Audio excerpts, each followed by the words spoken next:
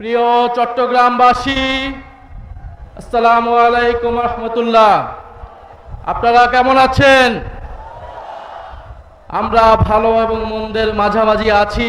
প্রিয় চট্টগ্রামবাসী, আজকে 11 দল ঐক্যের চট্টগ্রামের এই মহাসমাবেশে উপস্থিত আছেন বিরোধী দলীয় নেতা, বাংলাদেশ জামাত ইসলামীর সংগ্রামী আমির ডক্টর শফিকুর রহমান। আজকে আমাদের এই মহাসমাবেশে বিশেষ অতিথি হিসেবে উপস্থিত আছেন আপনাদের চট্টগ্রামের গর্বিত সন্তান, আমাদের সকলের মুরব্বী বীর বিক্রম কর্নেল অলি আহমদ, এবং আরো উপস্থিত আছেন আল্লামা শাইখুল হাদিস মাওলানা মামুনুল হক সহ 11 দলীয় ঐক্যের বিভিন্ন স্তরের নেতাকর্মী এবং প্রিয় চট্টগ্রামবাসী, আপনারা যারা শুনছেন। প্রধানমন্ত্রীর মন খারাপ। প্রধানমন্ত্রী আজকে মন খারাপ করে বলেছেন কক্সবাজারে যে বিরোধী দল কেন বাজেটের সমালোচনা করে। প্রধানমন্ত্রীর মন খারাপ দেখে আমাদেরও মন খারাপ। আমরা চেয়েছিলাম আপনার বাজেটের প্রশংসা করতে, কিন্তু আপনি দুর্নীতির রাস্তা বন্ধ করেন নাই, লুটপাটের রাস্তা বন্ধ করেন নাই, ব্যাংক দখল বন্ধ করেন নাই। ফলে আমরা জানি না এই বাজেটের কত টাকা জনগণের উন্নয়নে ব্যয় হবে, কত টাকা আপনার দলের নেতা কর্মীর পকেটে যাবে। আপনি একটা বাজেট দিয়েছেন যার সাথে বাস্তবতার কোনো সম্পর্ক নাই।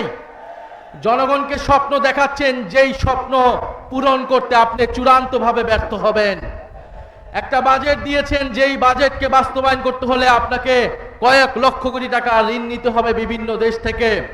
ফলে এই বাজেটের সমালোচনা, যৌক্তিক সমালোচনা বিরোধী দল হিসেবে আমাদেরকে করতেই হবে। আমরা খুব স্পষ্টভাবেই বলেছিলাম যে দেশে সুশাসন, স্বচ্ছতা, সংস্কার বাস্তবায়ন না হলে দুর্নীতি বন্ধ হবে না, চাঁদাবাজি, লুটপাট বন্ধ হবে না।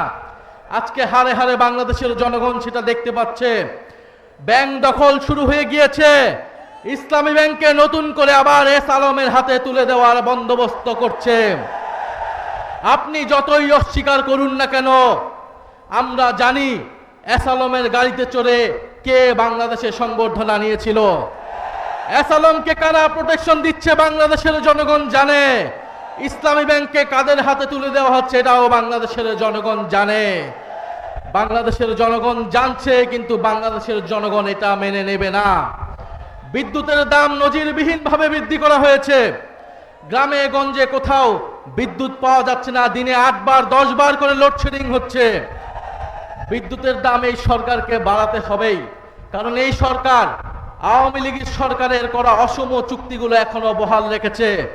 আপনি আদানির চুক্তি আপনাকে বাতিল করতেই হবে, না হলে আপনি বিদ্যুতের দাম কোনোদিনই বাংলাদেশে কমাতে পারবেন না। ফলে আপনি আদানির চুক্তি বহাল রাখবেন, আপনি ইসলামী ব্যাংককে নতুন করে ইসলামের হাতে তুলে দিবেন, আপনি দুর্নীতি, চাঁদাবাজি বন্ধ করার জন্য কোনো ধরনের সংস্কার করবেন না, আর আপনার বাজেটকে বিরোধী দল প্রশংসা করবে, এটা বিরোধী দল থেকে অনেক বেশি প্রত্যাশা করা হয়ে যাচ্ছে। ফলে সরকারের কাছে আমরা বলবো যে বাজেট দিয়েছেন, এই বাজেট বাংলাদেশের জনগণের কোনো ধরনের অর্থনৈতিক পরিবর্তন করতে পারবে না। বাংলাদেশের উন্নয়ন করতে হলে আগে আপনাকে গণভোটের গণরায় অনুযায়ী সংস্কার করতে হবে, পুলিশ সংস্কার করতে হবে, দুদক সংস্কার করতে হবে, বিচার বিভাগ সংস্কার করতে হবে। গতকালকে এই খবর দেখলাম যেই আপনাদের চট্টগ্রামে বাংলাদেশের ক্রিকেট টিমের একজন ক্রিকেটারকে পুলিশ তুলে নিয়ে এসেছে, ডিবি তুলে এনে নির্যাতন করে দিয়েছে, এবং স্বরাষ্ট্রমন্ত্রী আজকে কক্সবাজার গিয়ে বক্তব্য করছে। ফলে এই যে পুলিশ সংস্কার হয়নি, জনগণের উপরে আবারও জুলুম নির্যাতন নেমে এসেছে। সরকার আবারও পুরনো স্বৈরতন্ত্রের পথে হাঁটছে। সরকার যদি স্বৈরতন্ত্রের পথে হাঁটে, জনগণকেও অভ্যুত্থানের পথে হাঁটতে হবে। ফলে সংসদকে জনগণ থেকে বিচ্ছিন্ন করে ফেলা হচ্ছে। জনসংশ্লিষ্ট ইস্যুতে বিরোধী দলকে সেখানে কথা বলতে দেওয়া হচ্ছে না। আমরা দেখেছি গত 2-1 দিন আগেই বাংলাদেশে নতুন ভারতীয় হাই কমিশনার এসেছে, এবং আমরা গতকালকে এই মৌলভীবাজারে সীমান্তে আবার একজন বাংলাদেশি হত্যার খবর পেয়েছি।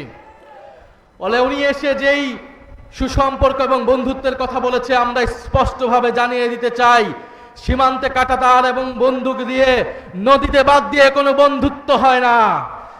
এবং বাংলাদেশ এবং ভারতের আকাশ এক নয়, বাংলার মাটি আর ভারতের মাটিও এক নয়। সেই ফয়সালা 1947 সালেই হয়ে গিয়েছিল। 1947 সালেই ফয়সালা হয়ে গিয়েছিল বাংলা স্বাধীন সার্বভৌম হবে। 1971 সালেই ফয়সালা হয়ে গিয়েছিল। 2024 সালে পুনরায় আবার ফয়সালা হয়ে গিয়েছিল বাংলাদেশে কোনো আধিপত্যবাদী শক্তি থাকবে না, বাংলাদেশে কারোর সাথে বাংলাদেশ আপোষ করবে না। মর্যাদা এবং ন্যায় নীতির ভিত্তিতেই বাংলাদেশ সকলের সাথে সম্পর্ক তৈরি করবে। প্রিয় চট্টগ্রামবাসী, আপনাদের কাছে এটাই অনুরোধ, এটাই আহ্বান নিয়ে এসেছি যে 11 দলীয় ঐক্য মাঠে আছে, জনগণের সাথে আছে এবং আমাদেরকে প্রথম থেকেই শুরু থেকে এই নতুন গজিয়ে ওঠা স্বৈরতন্ত্রকে ঠেকিয়ে দিতে হবে। সরকারকে সর্বস্তরেই জবাবদিহিতার আওতায় আনতে হবে।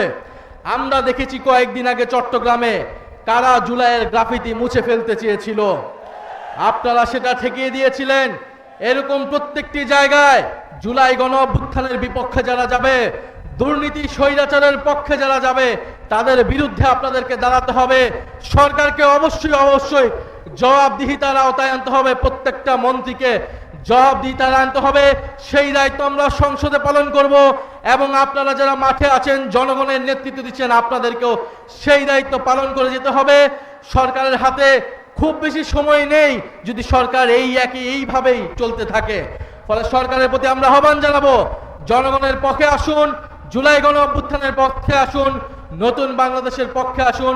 আমরা সকলে মিলে ঐক্যবদ্ধভাবে এই বাংলাদেশকে আবারও নতুন করে গড়ে তুলবো ইনশাআল্লাহ। সবাই দোয়া রাখবেন। আবারও দেখা হবে। লড়াই আমাদের চলমান থাকবে, সংগ্রাম আমাদের চলমান থাকবে।